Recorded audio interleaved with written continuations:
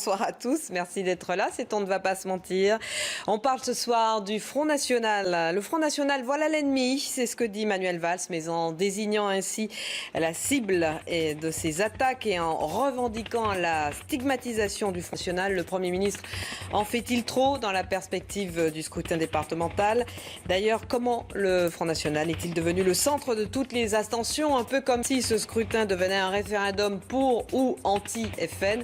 Nous poserons la question à nos invités ce soir qui défendent d'autres couleurs politiques.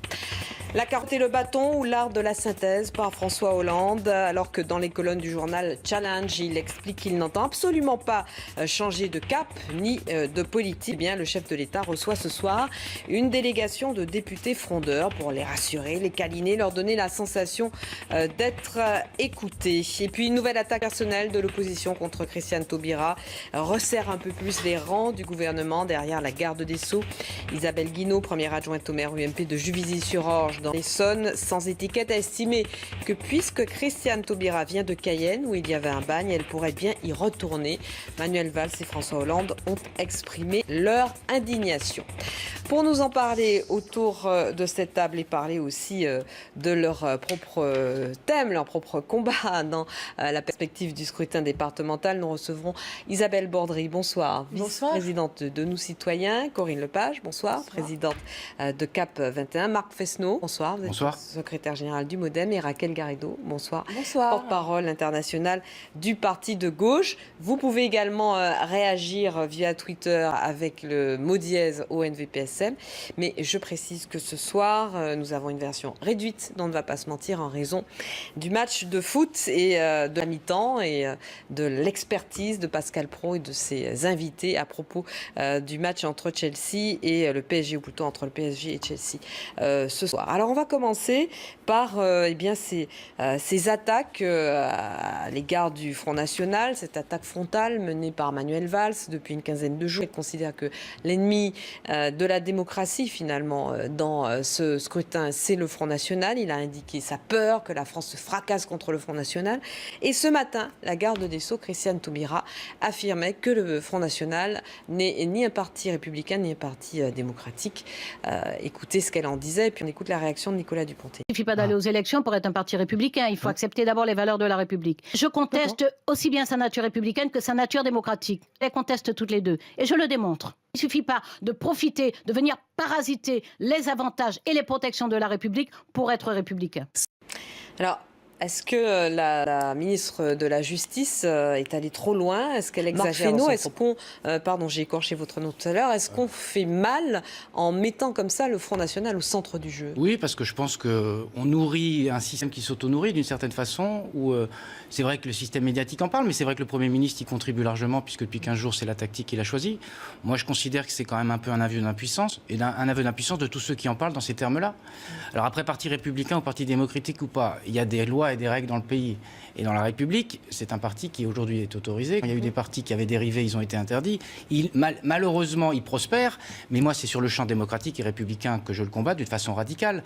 Mais plutôt que de parler du front, on a envie de parler un peu de fond. Et ce débat départemental, il manque un peu de fond parce que le seul sujet, c'est de savoir s'il va être en tête ou pas. Et moi, mon sujet n'est pas celui-là. Pareil. Et aux européennes, on avait le même phénomène qui se produisait. Je pense que la responsabilité des hommes et des femmes publics, c'est de parler du fond du sujet, du fond des départementales. J'entends bien Fesneau. Le MoDem essaie depuis longtemps, en tout cas depuis 2007, de créer un modèle de société différent.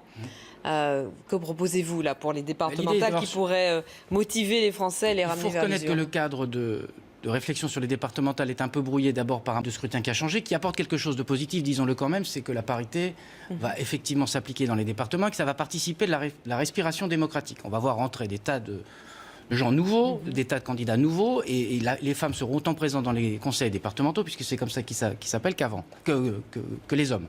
Premier point. Deuxième point, on a quand même un débat qui est un peu tronqué parce qu'on ne sait pas encore les compétences qui vont être exercées. Et aller vers les citoyens pour leur expliquer qu'il faut aller voter pour un scrutin alors qu'on ne comprend pas et on ne sait pas les enjeux Et ce sur quoi les départements vont agir, c'est un peu difficile. Donc moi, ce que je dis, d'abord, je suis assez d'accord avec ce qui vient d'être dit. Je pense qu'il faut que les attitudes changent. Et je pense que la reconquête démocratique, elle va venir aussi par les territoires et par la capacité des territoires à se saisir de leurs problèmes. Et donc ça passe par les élections départementales. Il y a un vrai besoin de renouvellement des pratiques. Et il y a un besoin aussi que les gens nous expriment. Je sors d'un déplacement pour soutien des candidats au départemental, de fluidité entre les structures. Parce que les départements, les régions, les intercommunalités, les communes, plus personne n'y comprend rien. Les élus, pas grand-chose à vrai dire. Il y a un vrai besoin que, quand on s'adresse à des citoyens, la question soit le service qu'on leur rende et pas la question de la structure. Et donc, la réforme territoriale en cours, c'est un bon début? Écoute, le bon début, c'était il y a un an.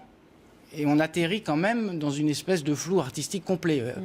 Je reviens d'Alsace, le découpage régional dans cette région, il met en ébullition l'Alsace, et on verra les résultats électoraux de façon extrêmement violente, parce qu'on n'a pas tenu compte de l'histoire, de la culture, des habitudes de travail. Et je trouve que cette réforme qui devait aboutir à une disparition progressive des départements, à une fusion dans l'échelle régionale. On a des régions qui sont extrêmement grandes maintenant, il suffit de penser à Champagne, Ardennes, Lorraine, Alsace. Comment on va gérer la proximité? Donc il y a besoin des départements qui gèrent cet échelon de proximité. Et donc je ne suis pas sûr que la réforme, elle n'est pas encore votée au final, donc on peut toujours avoir espoir dans le Parlement, elle aboutisse à une simplification pour les citoyens et pour les élus. Mais il était question d'une suppression des départements. Oui. Il était question. Oui. Malheureusement, il n'est plus question. Oui, d'ailleurs, avec une proposition. Deuxième thème ce soir, le non-changement de cap de François Hollande. Je ne changerai pas de politique. Annonce faite en une de nos confrères de Challenge. Le chef de l'État leur a accordé un entretien dans lequel il entend garder le cap malgré tous les remous de ces dernières semaines, notamment le fait de devoir passer par le 49.3 pour faire adopter la loi Macron. Bon, est-ce que Fesneau, c'est aussi votre avis ? D'abord, je trouve que c'est une drôle de façon de présenter les choses que de dire je ne changerai pas de politique. Parce que ça introduit le doute sur l'idée qu'il pouvait y avoir une envie de changer de politique. Un changement de politique. Deuxième chose, j'ai l'impression qu'il s'adresse à sa majorité ou à ce qui lui reste de sa majorité. Il essaie de resserrer les rangs en disant c'est pas la peine de vous énerver, je ne changerai pas de politique. Et troisième chose, me semble-t-il, on a un vrai problème sur la ligne politique de François Hollande, c'est qu'il a été élu sur un programme, en tout cas en apparence, auquel il a complètement échappé très rapidement quand il s'est installé, et qui fait qu'aujourd'hui il est obligé de répéter qu'il ne changera pas de politique, alors c'est pas la politique sur laquelle il est élu, et qu'il n'a pas la majorité pour mener la politique sur laquelle il a été élu, et qu'à l'Assemblée nationale, il est obligé de passer sur un texte qui était une avancée, on l'a dit au mouvement démocrate, parce qu'il faut dire quand il y a des avancées, parce que c'est aussi ça le débat démocratique, être capable de le dire, et donc des avancées mineures. Même la majorité ne l'a pas voté et l'opposition n'a pas été capable de se mettre en ordre de marche là-dessus. Donc il n'y a pas de majorité pour cette politique-là. Et donc c'est ça qui est un problème. Même s'il ne change pas de politique, il n'y a pas de majorité pour l'accompagner. Donc c'est un peu difficile. Alors, votre avis, à 20 secondes chacun, sur cette nouvelle polémique, cette nouvelle attaque personnelle dont est l'objet Christiane Taubira, dont fait l'objet Christiane Taubira.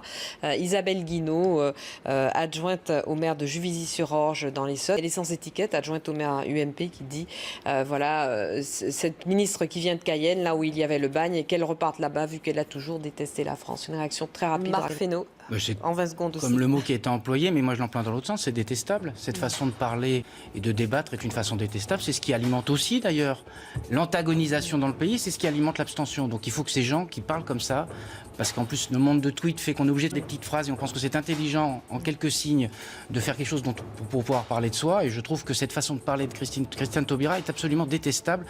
Et je regrette vraiment que ça prospère, parce que quand même, il y a toute une frange qui est en train de prospérer là-dessus et c'est très désagréable.